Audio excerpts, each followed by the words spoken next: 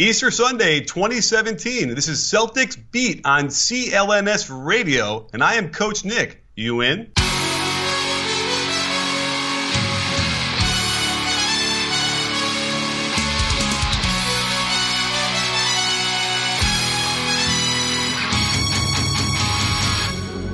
Got to give him a good performance today, too, Nick, because there's been enough previewing of Celtics Bulls. This is sort of, I would love to call this the main event. I'm fully prepared to handle the pressure of the playoffs. A lot of isolation offense. It's going to be mostly you. I'm giving the ball to you, and I'm just going to stand. I'll get out of the way. The shot goes in. Yay, the team won. But this is episode number 205 of Celtics Beat, which this week is being brought to you by Movement Watches and Blue Apron, blueapron.com/CelticsBeat for, as you know, Coach, 3 free meals with free shipping. All right. I just made one last night. We do have the Twitter giveaway, of course, Game 2, which is on Tuesday, which is going to seem like eons away to those who listen to the show. Maybe not so much today. I do want to sort of dive right into this. There's really no sense beating around the bush anymore. Like I said, there's been enough of previewing the NBA playoffs. We'll do it here. We'll do it with not someone, of course, you, Coach, Mr. B-Ball Breakdown, Coach Nick, but actually someone who has an emotional interest. Do you still have an emotional investment in the Chicago Bulls, the Chicago Bulls, the same way you did during the Jordan years? No. I mean, okay. I grew up in Chicago. We had tickets and went to every game. And every once in a while when I'm watching maybe a Bulls game, some distant, rooted emotion might pop out a little bit. But, I don't cheer for the Bulls like I did then. I mean, that was just a fanaticism that existed that I don't even know if it will ever, come back to that in Chicago. Maybe it will, but there's nothing like being in the Chicago Stadium and watching them go on a run. Those Bulls teams kind of really feigned my interest in the NBA in the late 90s. I hated that team with Rodman so much when they picked up Rodman, and by 97, 98, it was still just, I mean, can these clowns go away already?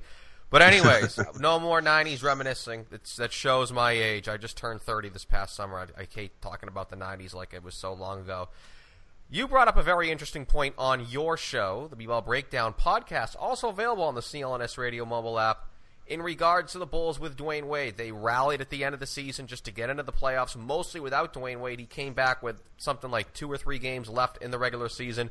You talked with Coach Dave Dufour about how that they may have been better without Wade. So I'll give you the floor on your little Ewing theory when it comes to the Bulls without Dwayne Wade. Looking at the on-off numbers and how it just doesn't seem to fit. And, the other thing is the way they finished their season against certain teams. It was a relatively easy schedule. Even though they lost to the Knicks of all people, but they had the Sixers and the Nets twice and the Magic. So that really helped them anyway. Pistons were in their Sixers. So, so that there's a lot of context going on. But the bottom line is it just seems like they were struggling to get those 3 guys, Rondo and Butler and Wade, integrated into a seamless offense. And, someone on Twitter was coming up to me asking me if Wade should just go to the bench. And I think that might actually be the perfect role for him in the way that the Bulls roster is shaped up right now. That might really help them more, but I think it's a pride thing. He'll never go to the bench. Especially during the NBA playoffs, that's not something you want to be experimenting with their season on the line. May look good on the Celtics end. I mean, fair enough, but, you're the 8th seed going against number 1. It's never been an upset anyway. This is going to be a win for the Celtics, but, maybe, who knows? Maybe they're down 3-0 and they'll just try it. Okay. One real quick question, too, in just regards, because I really want to just get into a more of a general aspect of breaking down the series and, of course, really just giving you just the whole, shebang of this show. One point that was brought up in the waning days of the regular season when it came to matchups, who did the Celtics want to face, what's not a good matchup, Brian Scalabrine was adamant, outside of course, facing Cleveland, that the Celtics against a team that runs any type of isolation offense, the Bulls would qualify as that real quick. Is that correct? Well, I mean, if you went to like Synergy, for instance, to look how they break out on their offense, they don't isolate that much. It's way down there in the list, but they certainly have the players like Butler and Wade who could do it, and I could see how that happens. But then again, remember, Hoiberg isn't really an ISO offensive coach, so I'm not so sure I'd be that concerned. Yeah, because he was just talking, not more about concern. He was talking more so about in the fact that outside of Cleveland, any other matchup for the Celtics against a team that utilizes a lot of isolation sets on their offense, that's sort of a win for Boston in that aspect. Fair enough. I mean, Boston's a really well-coached team, and they don't get out of position, and they know how to make you do what you don't want to do. You know what I mean? And I'm sure that Stevens will scout and know how to take away the most important stuff that the Bulls are going to want to run. That said, their defensive rating isn't great overall. Boston's right? Boston's isn't, and well again, and we've talked about this before, where it really is hard to make sense of it with the specific players they have who are good defensive players. It's very weird to me, and I don't think it's going to flip a switch all of a sudden in the playoffs and then they're going to be great. But they certainly have the tools to guard ISO players. One thing I do want to discuss about, because I'm really mostly also going on what you've put out on your Twitter. Let me guess, is your Twitter at B-Ball Breakdown the same way your website, podcast, YouTube channel is? That's safe to say?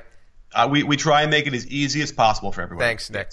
But after the Cavs game, sorry to bring up a bad memory to anyone who is with emotional investment of the Celtics who are listening, which I, of course, as I assume, is much of the audience. You brought up, I thought, a very good point in regards to really the Celtics only scoring 91 points against Cleveland. Their offense like crap. And I actually talked about it on the show in that week, in that I didn't think the Celtics offense just looked all that bad. It came all the way down to just them missing shots. They got plenty of good looks in that game. We had Dave McMenamin here last Sunday, I believe, and he says, that's just another case of the Cavs utilizing a strategy the same way they used in 2015 in the playoffs, where you just got all you got to do is key on Isaiah Thomas. Easier said than done. I don't think that's the case anymore. I think the Celtics now have shooters everywhere. I would assume you agree with me on that. I see you nodding your head over there, so I get you go in a little more further detail. Sure. Well, this is the context for me was I had done a video on the Cleveland Cavaliers defense and how bad it had been since January 1st. And whether they could flip the switch or not, it was kind of doubtful to me. But you never with LeBron, you never know. So when they played that game, I was very excited to see how this was going to stack up and how the Celtics were going to make a statement or not. And everybody from Cleveland started yelling at me, saying, "See, they flipped the switch. They really played defense well." And so I went back in the footage and I just looked at the first quarter field goal attempts by the Celtics, just the first quarter, and I made a little edit that I posted onto Twitter that kind of went viral, because it was like every shot they took was a really good shot, and there was some sort of breakdown by the Cavaliers defense, and they were just lucky that they missed. Or, the Celtics just, for whatever reason, I don't know how consistent they might be in those shots, but it wasn't good defense. And yet the Cavalier fans were like all excited about what they were doing. So, I would imagine over time the Celtics would start to hit those shots and maybe not get caught up in the moment of like a big regular season game. So I wasn't impressed by that, and I feel like, but then again, I was also down the Celtics. I'm like, that was their one statement chance, and they blew it. Yeah, that was actually, I think, the more concern of that game is the fact that it could have been them missing that shots is something you could trace to pressure. But if you just look at it as just breaking down, say, of a, and we can even do this, of a quote-unquote how to beat the Celtics offensively or, slow them down on the offensive end, I don't think that, at least from what I've seen over the 82 games, say I've watched 77, 78 of them. I have missed a few. I actually did skip the Bucks game, the last game in the regular season. I saw the lineups for the Milwaukee. It's like, I don't think I'm going to get much out of this one. But anyways, plenty of evidence out of the 82, and in that no one has really stifled the Celtics offense in any of these games.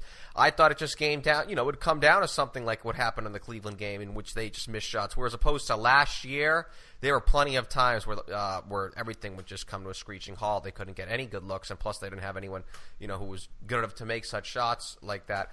All the tape that you've broken down of Boston, has there anything that's shown where if things go awry for them, it's not really about shot missing? What are some ways that you can beat Boston offensively, and can you use the same 2015, 2016, quote-unquote, to talk about it in just simpler terms or a simpler phrase as key on Isaiah Thomas?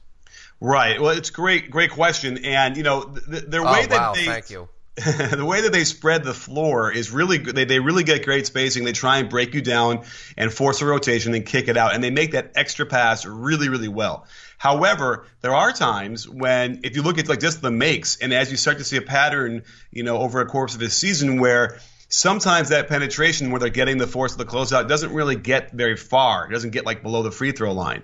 And against the better teams, and the Bulls are a very good team defending the spot up and then rotating. They really are. They hustle and they have good energy there. So those shots become difficult. And then under the microscope of the playoffs, a semi-open three-pointer with a guy like sort of running at you, that's a little bit more fraught with a little more, pressure than normal. And so that would be where I'd be more concerned, where they stop getting like deep penetration into the lane, and then those kickouts are just sort of half open or not open shots that don't fall. And that would be what I'd be worried about. The king on Isaiah, I don't get it. The guy's done it for the entire season, and you would think they all would key on him, and yet he continues to score and score at will. And I don't know what you can do when a guy's got the ball in his hands to do much more than, I guess you could try and trap him, but they move the ball. So I don't know. I think obviously you want to let the other guys shoot much more than Isaiah, but it's not easy. One peeve, you talked about the great ball movement. I can't tell you how many times I've watched this season where they have these, great ball movement around the perimeter, great ball movement out of the coast, cutting, and it finds a way to wind up in Marcus Smart's hand with a wide open three-point shot. I guess that's the one way. If you're an opposing team, i.e. the Chicago Bulls in the next week and a half, 2 weeks or so, maybe even less. I hope less find a way to get Marcus Smart a wide open look if they're going to have that type of ball movement. For sure. And whoever's guarding him, they're going to really sag off to help out on all the other beautiful cutters and movement.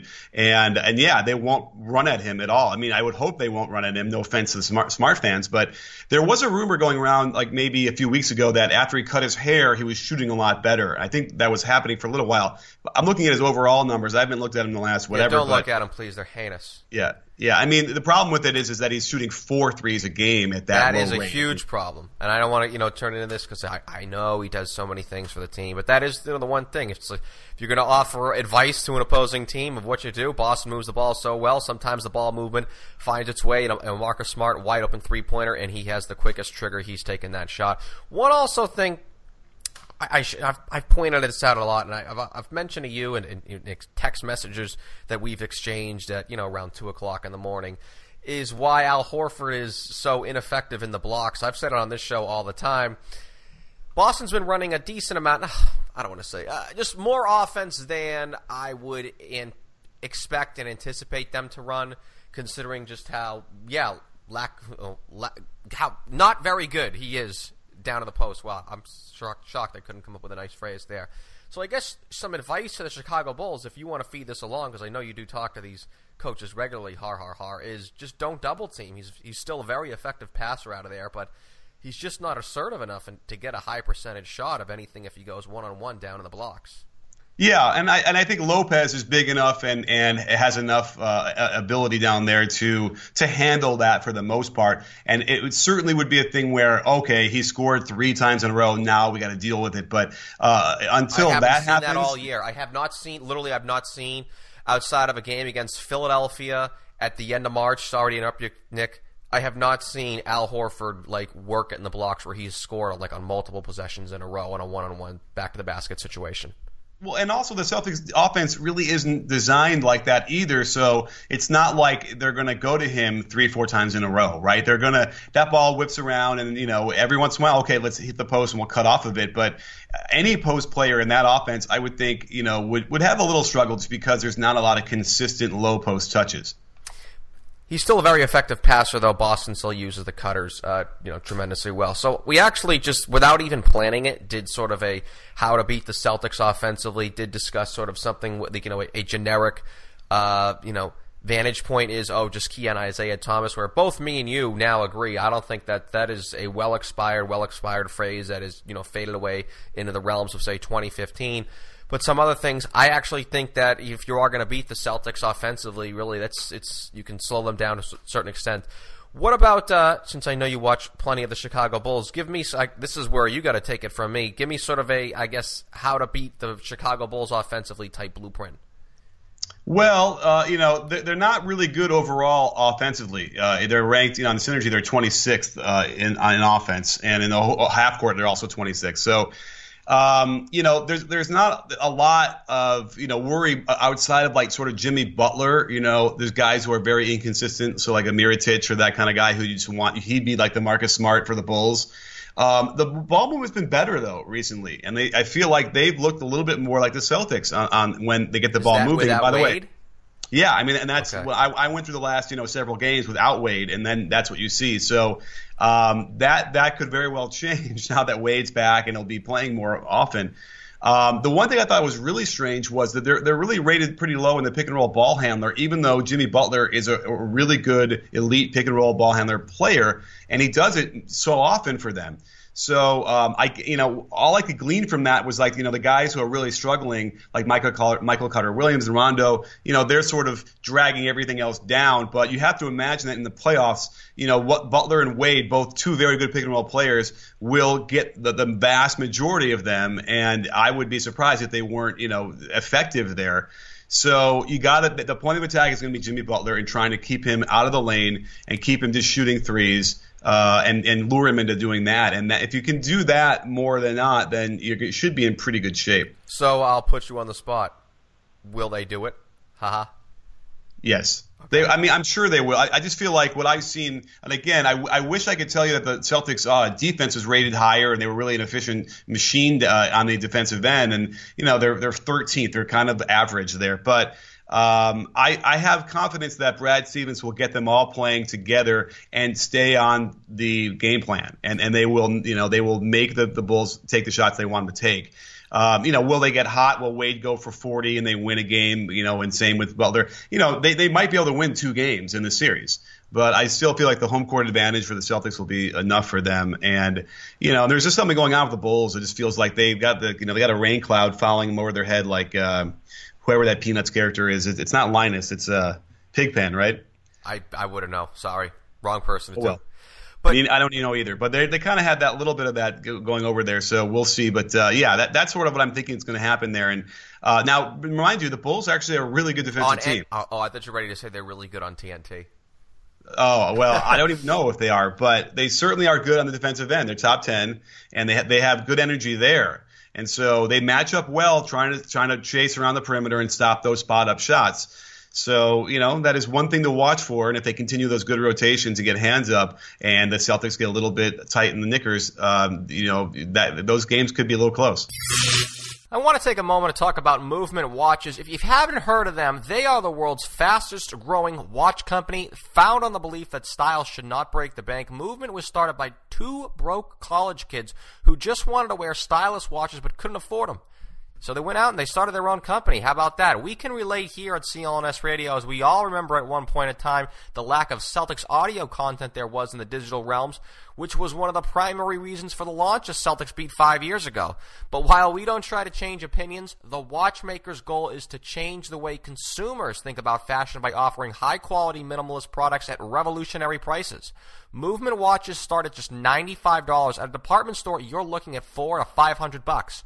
Because they sell online, they're able to cut out the middleman and, most importantly, that retail markup, saving you the big bucks for this high-quality product.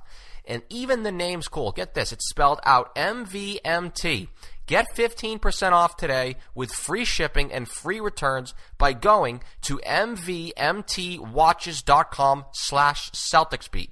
This watch has a really clean design. I've been getting compliments left, right, and sideways ever since I put it on, and now is the time to step up your watch game. Go to mvmtwatches.com/CelticsBeat. Join the movement.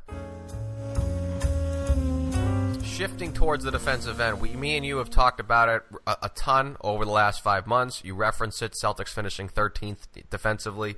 That was something in which, before the season, would have been shocking, and equally shocking that not only would they finish 13th in defensive efficiency coming into the season, that they would still get the number 1 seed. I don't know if that's a glass half full, glass half empty thing where you could say, oh, wow, what a testament that is to Brad Stevens, or at the same time a glass half empty and that, wow, what a paper tiger that they are. But how about a little, I'll do sort of a how to beat the Celtics defensively, since, as much as I watch them, the cat is certainly out of the bag in that it's just, we talk about key on Isaiah offensively. You just key on him defensively.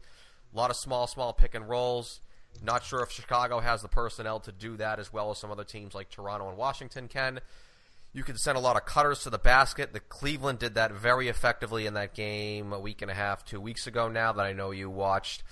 Celtics are, their big men are always. This is the real reason as to why you say, geez, Boston's got all these really good defenders on the court. I know Isaiah is the worst defender in the NBA, but why are they have great defenders on the court? Big problem is you have one big man, Horford, Olynyk, or whomever, always shadowing Amir Johnson. Sometimes they're always shadowing Isaiah's guy, so that leaves them a lot. You saw that on the Cleveland game, in that they were always at least one step off when, say, Cleveland was sending all those cutters to the basket the way they were. So that's stating the obvious. One thing that I think is of interest in that we really only saw it in the 2 of the final 5-ish regular season games of the year. You couldn't use the last 3 because Charlotte never uses this mechanism, and the Brooklyn and Milwaukee games were a joke. They may as well have been exhibition games for all we know, but Chicago's definitely got to do this, right? Send 2 or more guys to the offensive glass all the time. Oh, absolutely. I mean, we know the Celtics have struggled in defensive boards, and guys like Olynyk. I love Olynyk, and he does a nice job defensively. Lousy rebounder.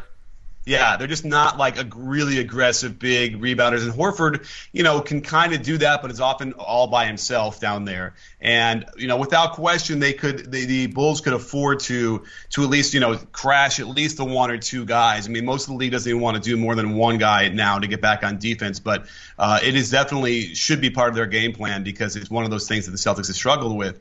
They've also struggled defensively, by the way, with guarding ISOs. And again, it doesn't make a lot of sense because they have guys like Boston? Smart and Bradley. Oh, interesting. Okay, go ahead. Yeah. Please get into and that so because Brian Scalabrine now, keeps saying how great they are, and I may be throwing him, poor Scal, under the bus, but he's always talked about how the Celtics, he's really comfortable with how they guard isolations. Well, here's the thing. I mean, most teams are smart. They're not going to ISO against Crowder. They're not going to ISO against Smart, right? They're going to do a pick and roll, force a switch, and now you got to guard, Olynyk guarding a guard, and then the ISO there. So that's what you got to be worried about because it's you can't expect some of those bigs to be able to handle that as well. And then if there's no other big around to rotate over, then it's an easy score. So I would think that if I dove into even hundreds and hundreds of clips, what I would see is a lot less. No one's scoring on Smart, no one's scoring on Crowder, no one's scoring on Bradley. But it's the other guys, and certainly with Thomas. And I like what you said about how people get a little bit concerned about Thomas and they start shading over more towards him, and now they're out of position. We saw that happen with David Lee a lot back in the day when he was playing on certain teams where they would just help out more than they needed to, and then he looked worse because of that. The whole defense would break down. So that's a couple of interesting things in the question of whether or not the Bulls can force enough of those to stay competitive. I mean, the more I'm talking myself into it, the more I'm thinking, this might be more competitive than I thought. Yeah, I was actually going to even ask you too, would the Bulls have the personnel to do things such as sending a lot of cutters to the basket? Well, certainly Dwayne Wade's the best of them all. The way Cleveland did. Mm-hmm. Yeah, they do. They have the offense for that. And Dwayne Wade's one of the best off-ball cutters we've ever seen. And they have Rondo who can find them. So it's funny because now the Bulls fans might be getting a little bit too excited about all this too. Because remember, it's still 8 versus 1, and as far as I can remember, it's never been an upset in the NBA. No, that's actually not right. Let's see if I can get this off the top of my head. We need our listeners. 94 Nuggets over Sonics. That's the famous one that we all know. The 99 Knicks in that absolute farce of an NBA season, which was a lockout. I don't even think that should count because that was a 50-game season. Right. The Grizzlies defeated the Spurs in 11, and then the We Believe Warriors. Is that it? That's right. That's 14. Were they Is there another one that I missed? Okay. Yes, the Warriors beat the Mavs, 67 wins. Is that it? Was there been anything more recently outside of the 2011 when Memphis defeated the Spurs, and that the Spurs didn't have Manu in that series? That was kind of a semi-asterisk, but I think that's it. Yes. I guess I forgot that happened, but I watched the Nuggets live. That's a famous one. I remember that one too. So, I love that Sonics team. I use them all the time in NBA Live 95. Sorry about that. Once again, we just went.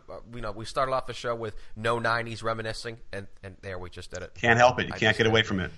I can reminisce about the 80s if you want. No, that we will not do. Get off tangent real quick. This has been sort of discussed in those dreaded hot takes talk shows. 2017 Celtics worst number 1 seed ever. Oh, wait, I'm sorry. Which Celtics? These Celtics. The number are these the worst number 1? Wow. It's the number worst. I guess I'd have to look at the list, but you're right. There's holes, and it was surprising that they got there. They're not one of the best, I would say. I can't think about anybody worse, but certainly, yeah, it's they're not like an imposing, frightening thing, especially after that first round. Like, it's hard to look at them being like a huge favorite against anybody else. I'll jump on you too. So I wanted to ask you. There was a Pistons team. I think it had to have been 2000. It was the year before they won the championship, before they traded for Rasheed Wallace. 2003. I think they won 50. Like, that's it. They just won 50 games and they got swept in the conference finals. That was the worst number one seed ever. That's the worst team. There was also a real flimsy Mavs team that Don Nelson coached that he did some quirky stuff like throw the original small ball guy. He would throw Walt Williams at center in a few games. They got off to a big start, and then they just held on to this by the skin of their balls as a one seed. So I don't know. Maybe the Celtics team, 2 or 3, we're not going to go as worst one seed ever. That Pistons team that was in the conference finals, that was the year they were all set up for the actually kind of an interesting little analogy, in that was the Pistons team that had the lottery pick with Memphis that they, of course, ended up using for Darko, and that flamed out. Now the Celtics have this lottery pick going ahead. Okay, back to the series. Well, let's not forget this. The biggest advantage the Celtics are going to have throughout any of these series is Brad Stevens. And when you look at their after timeout plays and out of bounds plays, they're both elite at those. They run some of the best sets you're going to see, and they execute them as well as anybody. Those are free points. And we showed when the Cavaliers and the Warriors played the first time, the Warriors won. The Warriors had such a huge advantage on after timeout plays and out of bounds plays that was pretty much the difference in that series. And, you're going to see, I guarantee you're going to see a game where they call a timeout with like a tie game and, 4 seconds to go, and he draws up a play that wins them the game. I mean, I can't guarantee, but I would suspect we're going to see something like that because that's what he's so good at. You know what the play they were using a lot towards the end of the season, especially there was the key win of the regular season at the end there was the Charlotte win that we were talked about briefly here a week ago. In Charlotte, that game, they were running a ton of plays out of the timeouts at the end of games. I think that the key basket of the game was they're using Avery Bradley a lot now, the same way you can almost use like Reggie Miller and Ray Allen coming off 7 million screens. That seems to be the go-to after timeout play in the clutch at the end of the games. Most of the season, 85% of the season, it was the Al Horford, Isaiah Thomas dribble handoff. This little Avery Bradley and turning him into a Halloween costume of Reggie Miller and Ray Allen. I don't know if you've seen a lot of it in your film, but I can give you a heads up on that one. Yeah, no, and also, I mean, my favorite one, and they run it every once in a while, is when they throw the weak side lob, like all the way across the court for us. Like I forget, like he jumps and he grabs and they like quick pass somewhere else, and everyone's turned their head and it's a wide open shot somewhere. So, he gets out of the box on a lot of those too, and so that's what's exciting about. That's coaching. That's what makes me excited about watching them play so much. So, and I know you have an affinity for basketball coaching. I do a little bit, and so those are the key moments in a playoff game where a coach can really earn his paycheck, and we'll see. I mean, again, after the first round, it's going to be an interesting thing with them, considering they are the first seed and what's going to happen and whether or not they're going to be favored. But this we'll see. It still feels like they should have control of this game, and they have home court advantage is going to be the biggest thing of all. One really quirky thing, because I do want to discuss really just a little final breakdown of the Bulls defense. Real quirky thing about Brad Stevens' teams, and as we head into Game 1 later tonight, 6:30 tip, is the Celtics under Brad Stevens over the last 3 years, and I've mentioned the records on various shows over the last 2 years, they generally don't play all, and actually you can even use the Cleveland game as an example when they had like a 3-day layoff. They played Sunday, then they didn't play again until that Wednesday against Cleveland, and then Cleveland was on a back-to-back themselves. Celtics do very well on back-to-backs under Brad Stevens. They do pretty well on one-day rests. They generally don't bring out great efforts when they have numerous days off for whatever reason. So I think that's one real goofy thing to look about at Game 1. That is a little goofy. Like maybe they'll come out a little bit rusty or out of sync. I don't know what it is. I just don't know. Also, what it is. what time is that game? 6:30 tip. Oh, that good. Okay, so that's a key thing because those weird 12:30 tips are always throw people off, and the closer it can be to a normal 7:30 time, it generally benefits both teams. But then I think the home team more.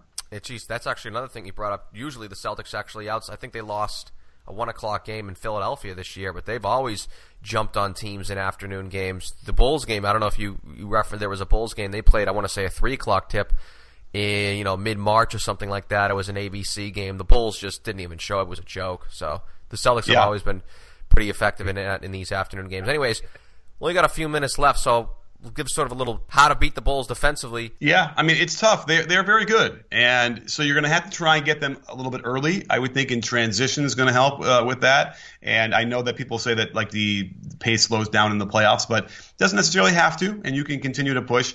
So that you want to try and get them there. You want to try and get, they're actually very good at pick and roll ball handler defense. They contain very well. They're top 5, and in the spot up like I mentioned before. So it's not like you can radically change the way you attack. Like they need to get the ball movement. They need to continue to get that deep penetration, and that's what you have to worry about. If the Bulls are able to keep them 15 feet or out. And if that one dribble to the penetration isn't deep enough, then they're going to get a hand up, and that's going to be the issue. So you're going to have to try and really force that issue to get inside. The best thing that the Celtics can do also are those drag screens for Isaiah Thomas in semi-transition when the defense isn't quite set yet. And that's where Isaiah gets, like I would say, most of his shots off of the pick and roll is when they just set it right away as he's bringing the ball up. And that's going to be a real killer for the Bulls defense. All right, so may as well, once again, no more sense in dragging this on. I know you like the Celtics, but I was sort of talking you in Chicago. Even though that was not my intent, I like the Celtics, and I actually like them to win in 5 games, as a matter of fact. Maybe 6. I actually they've been very good at winning some tough games on the road under Brad Stevens, but that has been, I don't want to say a popular upset. The BPI projections, if those mean anything, they somewhat do. Or they don't. They're a little low for a 1-8, but I like Boston. I know you, still like Boston even after doing this show. So why? Yeah, air quotes. And are you asking me why I still like Boston? Yes, of course. Yeah, I mean, listen, they're the number 1 seed. They're home. Those are 2, big things. The Bulls. I don't think the Bulls score well enough overall. And unless something radically changes, and again, they're going to tighten up the rotations and guys are going to play less, and so they're going to get the best of what they have. And I don't know, it just feels like the Celtics overall have a better team and they play like a team better. And in my mind, that always will overcome, the other team in a 7-game series. Butler is going to go off in 1 game. They're going to win that one. And it's going to be fun to watch the Marquette connection with, Crowder, I would imagine, guarding Butler a little bit, or maybe vice versa. And those are 2 tough hombres going against each other. So we'll have some intrigue there. But, again, I just think that they will outlast them. The only question you have is, do the Celtics have enough sort of experience? Butler and Wade and Rondo, those guys are really grizzled veterans and know how to do it. And the Celtics are still learning. And so that's the only other caveat. But, I don't know. I would be surprised if they won it if the Bulls were able to win. And I don't think it would go 7. I think the most it's going to go with 6. Yeah, I'm sort of with you on that, Bo. I actually think, I always say, this is the key game. I really think, as I reference for whatever reason, the Celtics generally do not play well under Brad Stevens in games where they have multiple days off between games. I really think this game 1 is almost the whole series because I think Boston will definitely win on Tuesday. And you talked about how that this Bulls team has just had a bizarre cloud that has been over this team the entire season. And there have been points in the season where they've actually packed it in. And they've looked like they've just packed it in over the course of a week. So if Boston can take this series back to Chicago 2-0, they're going to come out with a good effort in Game 3, but they'd be halfway to the offseason. As soon as you start thinking about the offseason, we know generally what that does to the level of play. Right. Yeah, I mean, listen, the Bulls steal a game in the Garden, and it changes things to some degree, but remember, the first round is still 2-2-1-1, right? Oh yeah, 2-2-1-1-1. They changed it 15 years ago from a best of 5 to a best of 7, which I hate, but this is not the time and place for that. No, but wait, they didn't make it 2-3-2. No, the 2-3-2 is long gone. That's out of the NBA entirely now. It was only in the finals and. Right. So that's what makes it weird because, or not weird, but because it's the same as it's always been. So right. So that Game 5 is in Boston. Yes. And that's big. Mm-hmm.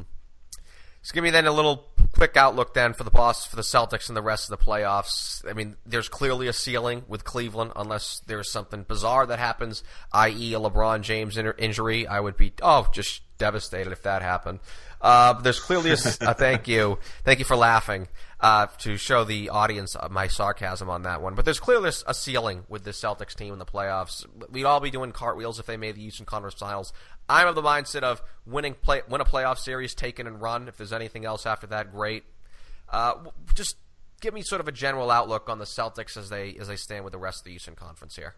Yeah, well, they're lucky they wouldn't have to play the Cavaliers in the conference finals, but they're also unlucky because the Wizards, I imagine, come out of their first round series, and I've been picking them to be the biggest threat to the Cavaliers. I'm with Although, you there. Suddenly, Lowry looks fine after a wrist injury, which sounds crazy to me. So the Raptors are probably an inch ahead of the Wizards for that threat, but. Either way, I don't know. Bradley Beal, John Wall, Otto Porter, they've got some good players over there. They've underachieved a bit this year, and you never know if Scott Brooks is going to, pull out some interesting stuff. His coaching resume has really impressed me this year compared to other years at OKC. So I would probably end up picking the Wizards in a series in that second round.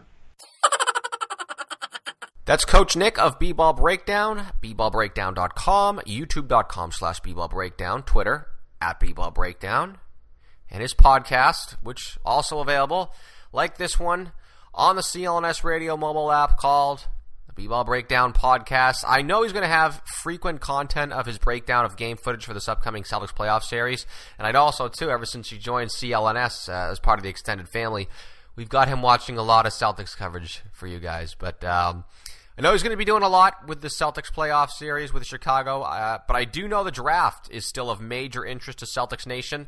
I still see much of discussion in various online communities. I'm going to give a shout-out to Alan's Tommy Points Facebook group. But I don't know. I can actually see this now, right? Game 7 of this series against Chicago goes into triple overtime, yet there's still going to be those banging away at the keyboard, sucking up Markelle Fultz and Lonzo Ball footage during that time.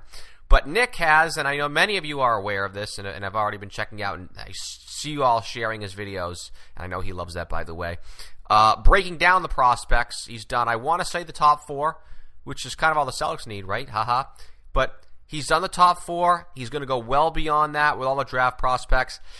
So that is something I know is of interest to many of those who listen to this show. It's especially valuable to me as someone who did not watch one live game of Markelle Fultz this year, or any of the international prospects for that matter. So yes, I do advise for anyone to check that out if they have not already. And if they have already, check it out again. It's well worth the watch. But yes, the Celtics are in the playoffs, and we hope for at least another month or so, right? That would be really good. But if there's one thing that I have come to realize about how Celtics fans are handling this season, both with the current product and future aspirations, it's that they can certainly walk and chew gum at the same time. Anyways, there's Nick's shout-out. I want to thank him one more time for joining the show yet again. Now to what many have been waiting for, the ticket giveaway. That's right, the playoffs. We do so here on the show. We would love to thank the Celtics for that. That was done so by following yours truly on Twitter @CLNS_LHR, @CLNS_LHR. Winner, per usual, was picked at random. Those who already followed were on the contest already. New followers, that's how they entered. Great response these past 2 weeks, I believe now we've been running this contest. I first want to give a big shout out to CLNS's social media coordinator, Tyler James of Celtic Social, for all the help. And of course, everyone who took part in the contest as well. Stay the course, as stated. Whether you follow me or follow the show on Facebook or write us a review on iTunes, those reviews and follows, those are eternal entries into our giveaways, be it tickets or merchandise, and we do so here every month. Will we be giving away tickets to, say, Eastern Conference Finals? That will not be my call. That is going to be the calls of Isaiah Thomas, Al Horford's, Jay Crowder's, Gerald Green's. Will we see more Gerald Green in the postseason, by the way? I'm going to keep an eye on the patience Brad Stevens will have for Jaylen Brown, who has completed his stellar rookie season. What type of trigger, though, will Jaylen Brown have for the playoffs? I mean, he played very well at the tail end of the regular season, and he looks so comfortable now, just the way he moves out there. But it'll be interesting to see how comfortable he is during these more pressure-intense situations that are called playoff games. We are actually getting off topic, talking about the Celtics on the court. I apologize. Drum roll. Thank you.